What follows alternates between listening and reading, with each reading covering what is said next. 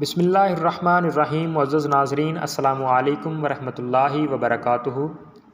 حضرت عمر بن خطاب رضی اللہ تعالیٰ عنہ کی اسلام لانے کا واقعہ مشہور ہے اور تمام کتب اور تاریخ میں مذکور ہے کہ وہ اللہ کے نبی صلی اللہ علیہ وآلہ وسلم کو قتل کرنے کے لیے نکلے تھے۔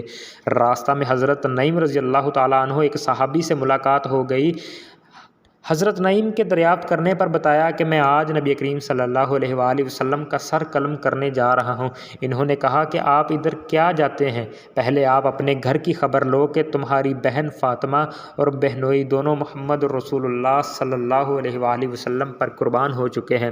عمر یہ سن کر بہن کے گھر کا رخ کرتے ہیں اور بہن اور بہنوئی کو خوب مارتے ہیں۔ جب تھک کر بیٹھتے ہیں تو خیال ہوتا ہے کہ یہ لوگ مسلمان قرآن پڑھتے ہیں اور وہاں ان کے بہن اور بہنوئی بھی پڑھ رہے تھے۔ آخر کیا اور کس قسم کا کلام ہے؟ بہن سے کہا مجھے قرآن دکھاؤ۔ غسل کے بعد بہن نے عمر کے ہاتھ میں قرآن کے اوراق رکھ دیے جن میں سورۃ طٰہٰ کی ابتدائی آیات لکھی ہوئی تھی۔ حضرت عمر نے جوں ہی ان کو پڑھا، دل کی کایا ہی پلٹ گئی۔